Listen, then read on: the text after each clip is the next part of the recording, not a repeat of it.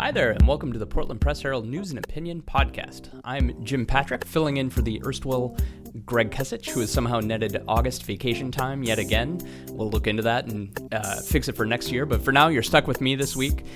We will be talking with Bill Nemitz and Cynthia Dill. Bill, thanks for being here. Cynthia, glad to be welcome. here. Hello. And today, guys, we're going to be talking about Beach to Beacon. We're going to be talking about voter fraud and Matt Dunlap, the state Secretary of State, and cell phone chatting. You can still chat on your cell phone while you drive. But we'll get there. I've just started to have a conversation, but I'm getting ahead of myself. Wait a minute, I have an incoming call here. Do you want to go out and take that in your car, go for a I'll go little drive around the block, neighborhood right. and chat with some people? That'd be great. Getting to the Beach to Beacon, it's been a huge story for our website, which is a little unusual. People tend to not go wild on our 5K, 10K race stories, but this one's really taken off, and it was obviously people want to see pictures of runners and who won the race, but the story that people are talking about is the Maine race between Maine competitors for the men's division, where the second place finisher literally carried the first place finisher to the finish line. Cynthia, you ran the race. You were a little behind those guys, but you've seen the video, I assume. And what's your reaction to that sportsmanship? The man carrying the other guy to the finish line. Well, there's so much sportsmanship in the Beach to Beacon to begin with that to have a story like this kind of top it off is just great, especially, going into the 20th year. There always is just a tiny bit of anxiety that, like, can it really be this good every year? And every year it really is. And it's just this huge outpouring of community volunteerism and from nuts to, soup to nuts. It's just a good race. And this story about the second place finisher, certainly in this political environment was a good thing to hear, although not everybody agrees that it was the best thing to do. Now, tell us about this, Cynthia. Yes. We were talking about this earlier.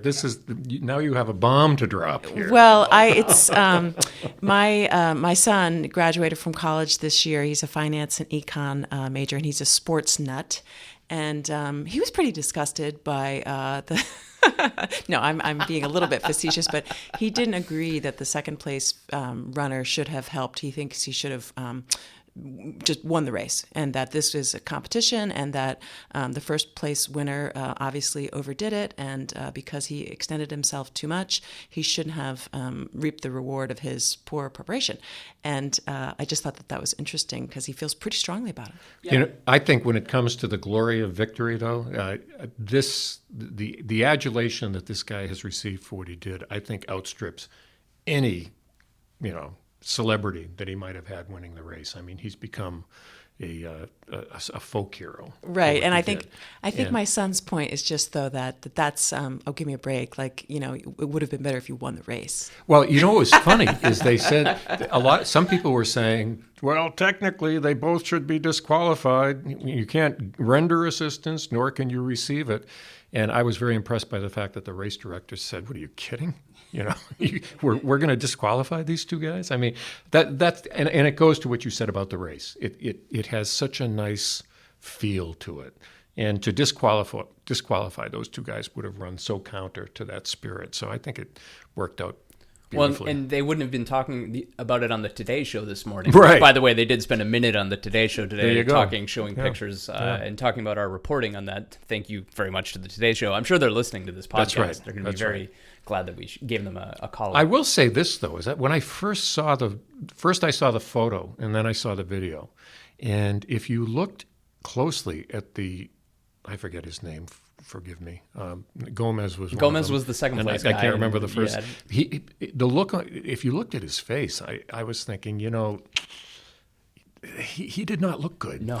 And I read that his core temperature was up around 107. The guy who finished first, that's what his family is saying, that his core temperature, because he had the heat, was it heat stroke? I believe they said. I don't know, but from?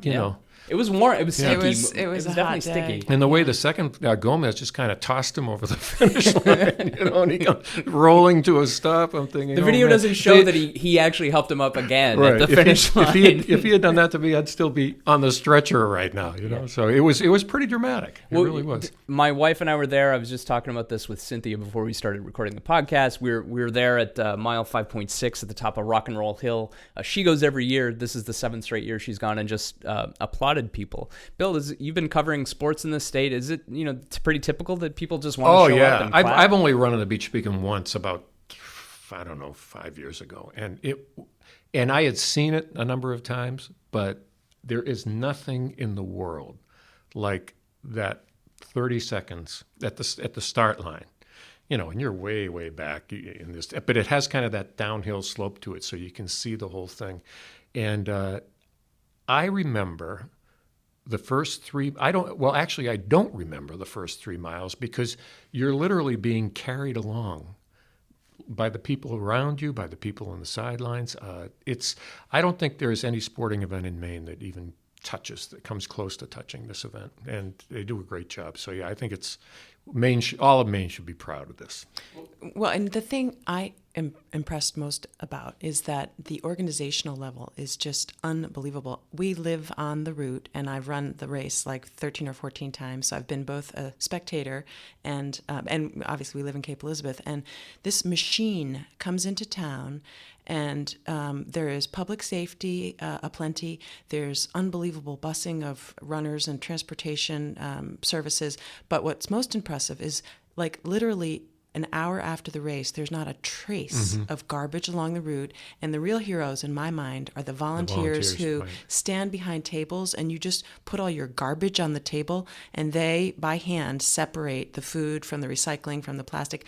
I mean, it's just an unbelievable human achievement to have, like, our town gets probably 10,000 spectators on top of 6,000 runners descend onto Cape Elizabeth, and within a couple of hours, it's as if no one was there.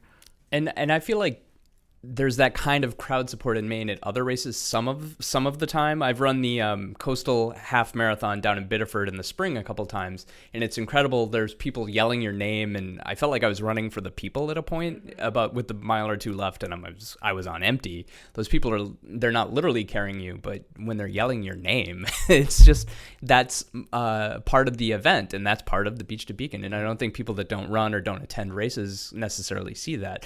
Cynthia, going back to this, the dramatic finish and the race course itself, describe for people the last mile or so. It gets kind of hilly, doesn't it? It does. It's a great course that has hills, beautiful scenery, and the end is you're coming around Shore Road, you come around Pond Cove, and there's an expanse of ocean, and then you hit a nice water station. There's usually some great music, but then you have this hilly up, ascent to the entrance of the Fort Williams Park, which is like the finish line, which is always a little bit longer. So, I mean, the strategy, in my view, is always to save enough gas to get up that hill and to look good as you take that corner, and then just sprint to the finish. And isn't it uphill a little bit on the other side? So it goes down, and then you do that. And then you do that hairpin turn as you go into the park. Yes, and then you got to go up again. Yeah, and then you got to go up again. This year was great, though. I mean, the music has always been good, but this year there was a live band on Old Ocean House Road. They were amazing, and then there was these really funny posters people had. One stop was it was the Beach to Bacon. There was actually somebody holding out a platter of bacon for runners. I mean, it's really a fun route. Yeah, that's I think what people don't understand, that it's the experiences you have along the way that make it. I got a good friend who has run a number of times, and I had dinner with him Friday night, and we were talking about it. And his one goal this year was, I don't want to get passed by the lighthouse. There's a guy that runs with a lighthouse. With a rolling lighthouse, right, yes. Right. And it's huge. And it's like 15 feet tall. There's nothing more demoralizing as you're heading down Shore Road than to have the lighthouse go by. I think he runs about 10-minute miles. So just based on what time he ran by us on Saturday. So that's your goal. If you run, you got to go sub 10 to stay in front of the lighthouse. He probably starts towards the back, too. So I imagine he's not passing. Yes, he doesn't hit anybody. Yeah, that makes sense. He needs a little more space than everybody else. Okay, so I think we've played out the Beach to Beacon discussion. Moving on. The voter fraud story just keeps going on and on. Donald Trump created a voter fraud commission. Maine's Secretary of State, Matt Dunlap, is on that, looking into whether or not there were irregularities in voting. And generally, the consensus is there were no irregularities, but they're looking into this anyway. And bring us up to date, Bill. What's happening right now? Well, I've been meaning to write about this for a while, and with the second time now that Maine has refused the Commission's request for voter data, I thought it might be a good time to sit down with Dunlap and ask what he's been asked since he joined this commission in May, and that is, what are you doing? I mean, you're a Democrat. You've been invited to be on this commission. Everybody thinks the fix is in from the get-go. Why are you doing it? And I think he has a pretty valid reason for doing it. That, as he put it, I'm the guy with the bullhorn, and as long as I'm on it, if I feel that they're either saying I feel a way I don't, or if they're creating something out of nothing when it comes to maybe a handful of irregularities that translate into 3 to 5 million fraudulent votes, he will sound that alarm. He said he would resign the commission if it got to the point where he felt like he could not get his message out. So in that sense, I suppose it's a good thing to have someone on there who isn't going to just, roll over and play dead for it's Vice President Mike Pence and Chris Kobach, the Missouri? Secretary of State, and Kansas. He's really the guy who's running it. Mm-hmm. And it's I understand what Matt's saying, and I respect him for it. I nevertheless think that this is going to get very ugly because you know where this thing's going, and you know what they're going to do. We went through a very similar thing in Maine back around 2010 or 2011, and there were allegations of voter fraud by college students who are from out of state.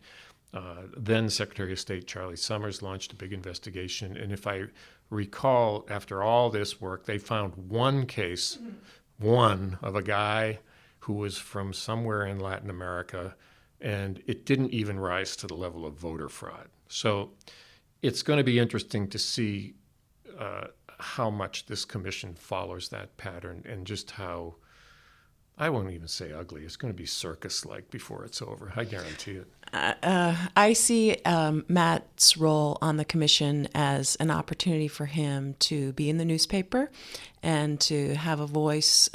He has an opportunity to mingle on a national level, and I don't blame him for joining the commission, but I think it's a bunch of baloney that they're doing anything legitimate, and people involved.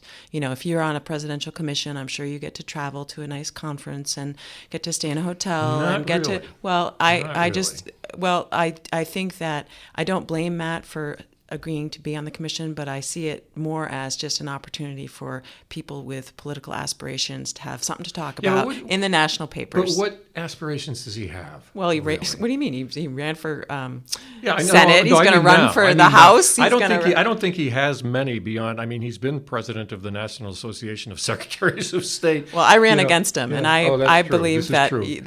Matt Dunlap, I'm sure he's a political animal, and he's good. Well, he's good at it. There's nothing wrong about being political if you're in politics. He did raise one point that I think is a valid one, and that is if, and I don't think this is the vessel for doing it, but if we could work toward as good as we are with the CRV, the Central Voter Registration here in Maine, and keeping track of voters' movement around Maine, so that if you are registered, say I'm registered in South Portland, and then I move to Buxton, well, that is going to that will catch up with me sooner or later. Somebody is going to remove me from the South Portland roll, and it's a pretty good system. It's not real time, but it's close to real time, and the clerks do a pretty good job of policing this.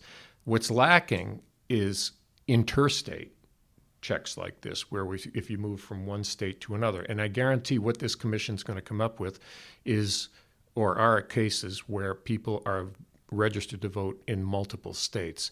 And there really is no system right now for dealing with that beyond the active-inactive voter status that the states come up with. So, well, and the low levels of motivation. That would probably not be a bad thing, but I don't think it's a burning need. Yeah, exactly. It's just a way to make the system more efficient, and maybe pull the rug a little bit more out from under these people who point at that and say, then obviously there's voter fraud. If you can clean up that system, it reduces the opportunity to make that allegation.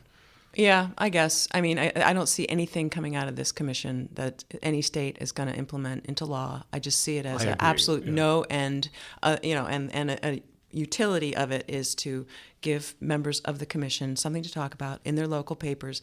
But I think the Secretary of State's office in Maine has other bigger fish to fry. I mean, we have a document management system, a public records issue that is in, for the most part, Matt Dunlap's corner. And I just think that Maine has a long way to go in terms of managing its electronic documents and keeping track of them. And there could be attention, I think, better spent on some of those issues as opposed to this. But I don't blame Matt Dunlap at all for agreeing to be on the commission. When you're asked by the president to serve on a commission, you do Actually, it. he was asked by Chris Kobach. Didn't go that well, way. With whom he's whatever. friends. I It's couldn't the believe that. I mean, presidential this is his commission. arch Well, you don't get to be president of the Secretaries of State without This making is true. Yeah. a few Well, buddies along the way. what I Exactly. thought was funny was they bonded over guns. This guy is a far-right conservative Republican, and he can't believe that a Democrat from Maine knows about guns. And that led Dunlap to set up Kobach and his family at a hunting camp up in northern Maine, and so there you go. I mean, I love that you Yeah. always know the backstories to this stuff. yeah, Like, it's weird, And he said that I said, what is it with that? Why would he ask you? He says, I think I fascinate him. I think I'm the first Democrat he's ever met who knows as much as he does about a 30-06 and bullet weights and trajectories and all this stuff. So I guess it proves the point that even in these politically polarized times, it's not impossible for people on opposite sides of the spectrum to be friends. Oh, it absolutely is not impossible. I think there's so many cross-party friendships that never get just mentioned. It's just... Staying on the voter data for just a little bit longer, what did you guys make of the news that the state sells the same data? Like, if I could walk into the state with $2,500, I believe, and buy the same data that we won't give the government. I know, it's... It's a little squishy. Yeah. The way the statute is worded is that the secretary may give out the data. It's not that he shall. So it's a discretionary decision on his part. And he is kind of operating on this honor system that, it will be for, honest uses and honest uses only. I think that's been disproven a couple of times, most recently with the casino folks.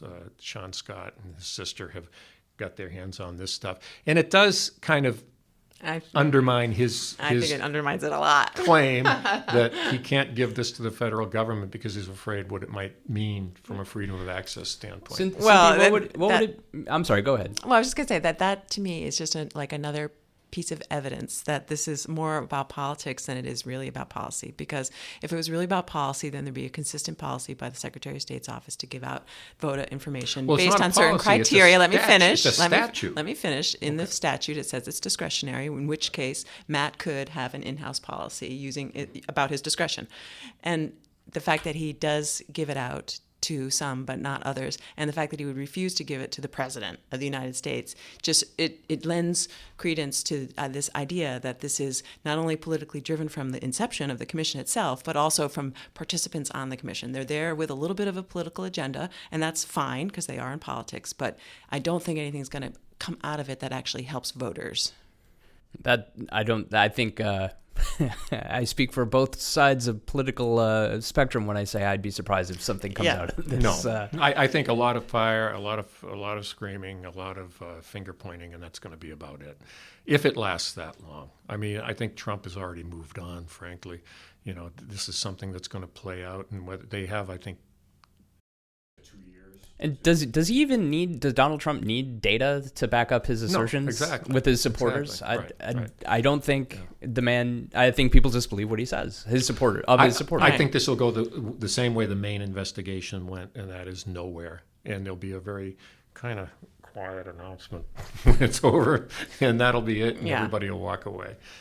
It's been interesting too that it's been a bipartisan effort to shoot this thing down. Mississippi came out very strongly against it right off the bat. Yeah. It's not like we're dealing with a liberal or a conservative. Go jump in the Gulf of Mexico or something. Yeah. Right, people just don't like. People do not like their data being in the hands of the government. Well, that's bottom line. the interesting part. And one thing Dunlap said last week is, when we went through the whole Real ID thing here in Maine, there was some reaction he got from people who were opposed to it.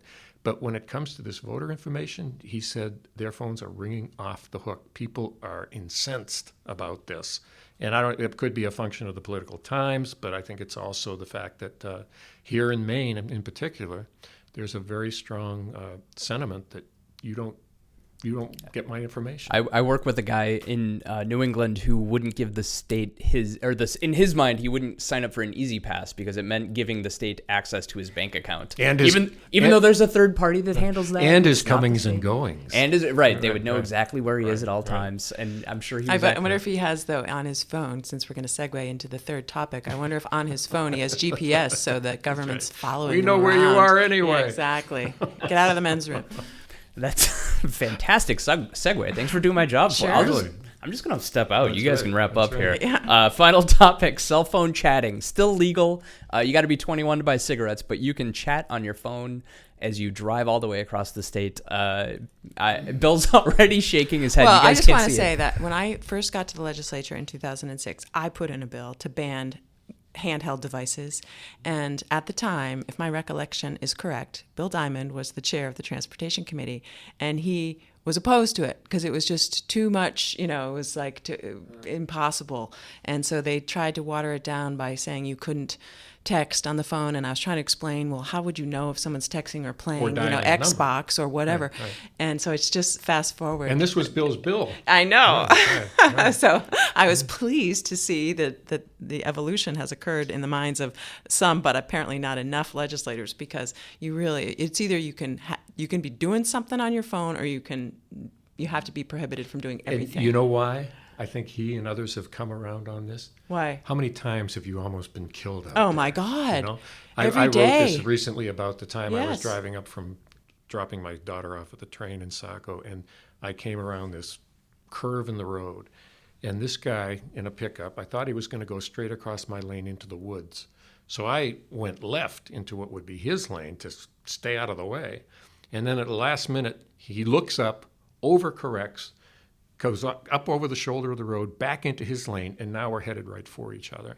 And I went back to my lane. We missed each other by our mirrors by about 2 inches. And I had to pull over. I just had to pull over for 2 minutes and Catch your breath. And collect myself. And off he went. Yep. And I don't even know if he saw me, if he knew I was there.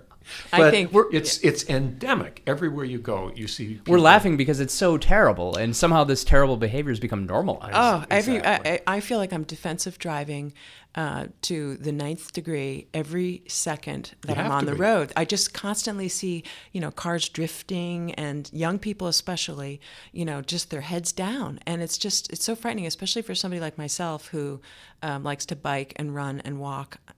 And, you're just... You're just a sitting duck. Running scares the living crap out of me, for lack of better words. Can I say crap on a podcast? I said it. So I'm with you. I run down the street and I'm just, because you don't have anywhere to go. You can't really swerve when you're running down the street. If somebody turns a car into you, you're catching a car. And that's why this whole issue around, I guess the opposition to the bill, is something about freedom. Like we need to have, we have the right to have a phone. This is where the line between, okay, what makes sense for government to regulate for the majority of people, versus individual liberty. We do have laws that say you have to wear a seatbelt when you're in a Public car. safety. I know. And, Trumps that. So it's, the motorcycle helmets, these issues come up. And I just think when this distracted driving issue is at epidemic levels, that if people don't see the need for government regulation in this arena, then we might as well just be anarchists. We might as well just, Should we legalize drunk driving? Because drunk Right. driving has statistically about the same negative effect as using a Exactly. cell It's phone. a form of expression. Right. So Yeah. why not just, I have a right to be. And this bit, I blotto. had a back and forth email exchange with a reader after I wrote about it, and saying how just how off base I was, because he was saying how you can you have contacts on your phone, and you can just there are ways you can call someone with just hitting one or two buttons. And I said, that doesn't matter. As long as you are looking away from the road and looking down to your phone, I don't care if you're hitting one or two buttons or if you're hitting 25 buttons. you are no longer paying attention to what you're doing. And there have even arguments have been made about hands-free telephone talking when you're driving, which is not as but close to as dangerous, because once again you're not paying attention. You're paying attention to what the person on your phone is saying. You're not paying attention to whether somebody's approaching in that upcoming intersection.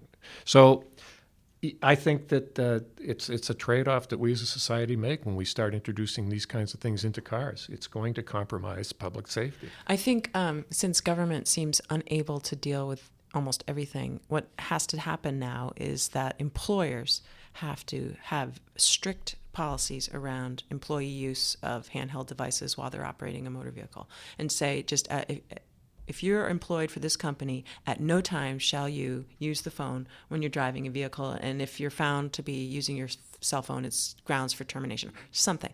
Because I think most people are on their phones. I mean, yeah, there are a lot of people chatting and, whatever, doing whatever they do socially, but for the most part, it's people frantically trying to keep up with work. Yeah, the rolling office. Yeah. And it's I think, I don't know, hopefully some of these companies will get out front of that. Let me play the role of not necessarily devil's advocate, but here's what our commenters have to say. In general, the number one thing I hear from people that think this is dumb to ban handheld cell phones, number one thing I hear is, are we going to ban passengers in the cars? Because studies show that conversations between passenger, or they can be just as distracting, or the conversations can be just as distracting as something off a cell phone. So, or how about banning dogs on the lap? Also, well, see, no, actually, you have my support there.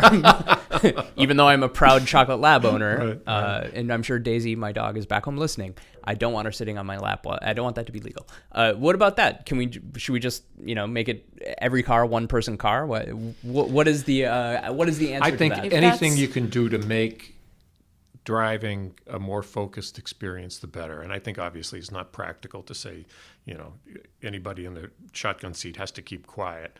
But I feel like with cell phones, it's another reality. When you're talking on a cell phone, or when you're buried in it, texting or whatever, it takes you out of the car. And I think that's the difference. Right. You're not mentally in the car. You're somewhere else. And that can't be good for driving. Well, and I think, the argument about the passenger is sort of silly in my view. I mean, usually if you're a passenger in the vehicle, you have your own self-interest in not getting killed in a crash. And so you're not going to engage in behavior that overly distracts the driver. You're going to be sort of a co-pilot with eyes and ears attuned to the road and what's happening. If you're a child, you should be in the back in a seatbelt. So it's just looking out the back window now, yeah. too. Isn't that the rule? Depends on the age of the child. I've lost track. But I mean, we could do things to encourage people to pull off the road and talk. Like we could have where there are now, shuttered rest areas because government made poor choices to stop having public rest facilities. There could be, designated spots along highways for commuters who need to use cell phones. In other words, we could, as a society, try to evolve if we're going to accept this need to be on our devices more regularly and accept the science around how much, death and destruction the distraction is causing. There's got to be some answers. I think technologically we're going to fix this before we get to that kind of social change, because 15 years from now everybody's going to be going around in driverless cars. Yeah, that's probably right. And then you can talk on your phone all you want. I speak as a frustrated commuter. I welcome Google into my car. Anytime Google wants to drive the car for me, they are welcome to take the wheel. But what about the Russian hackers when they get behind the wheel? We're all going to be driving on the other side of the street. Or they would. There's so many Russian jokes I want to make, and I'm not going to. They don't involve borscht. All right, last question along these lines. Cynthia, you know the political process in this state. This isn't dead. It seems like there's growing support for this ban. Do you think it's going to take 2 years when we get a new governor, or is this going to go out for a statewide vote? What do you see happening with this issue? I continue to see the issue. As I said, it's evolved quite significantly from 2006, and a new governor or just a handful of Republicans in the House with a broader perspective on safety and reasonable government policies would make a huge difference. I think we're going to see this again, and I think it is ultimately going to pass, unless before that happens, driverless cars become ubiquitous. But I think the cell phone ban is going to happen first. There's still a gap there, yeah. No question. And I think a lot of things like this after the 2018 election, you're going to see all these kind of things kind of finally give way, because there's been a lot of public support for this and a lot of other things that have been kind of artificially held back over the past few years. And the momentum is going to be there for these things to very quickly become law. Like a Hyperloop, maybe Portland to Augusta. No, but this is interesting. This is where really like planning comes into play, because for Republicans, we saw when they finally got the House, the Senate, and the White House, everyone thought that they would so quickly move their agenda on Obamacare, et cetera, et cetera. But it really takes coordination. And if Democrats are going to have a rebound in 2018 as a result of Trump, then it would be nice if some people behind the scenes right now are working up agendas that they can quickly get done. It seemed like the Republicans were in this state were pretty organized when they took over in 2010. They did, yeah. They got some stuff done pretty quick. Yeah, there was a lot of rules that came out of that, and fireworks were tax cuts, everything. Yeah, tax cuts. Yeah, and so that we've seen that happen in our own state. But you're right; it's all about preparation. Otherwise, you end up being the dog who caught the car, which is what happened in Washington. Exactly. And they don't know what to do. All right. Well, speaking of preparation, I have to start preparation for next week's podcasts. I'm not with you next week, though. I think you have Greg Kesich back next week. So I'm just doing an explainer next week. If you guys want to hear about issues, the Press Herald podcast, I do a regular series where we talk about opioids, or we talk about whatever is going on in the world that day. Marijuana is also a big topic for us, as you might imagine. Cynthia Dill, Bill Nemitz, thanks for joining us here today. Great to be here. Thank you. And you, dear listener, can subscribe to our weekly episodes on iTunes and Android, as well as streaming on Stitcher. Please rate and review us if you think we're good. If you don't think we're good, send a link to an enemy. Send questions or comments via email to lettersToTheEditor@pressherald.com. Lastly, you can find older episodes, including more interviews with reporters about their coverage of Medicaid, the opioid epidemic, and city politics at pressherald.com/podcasts. We'll talk with you next week.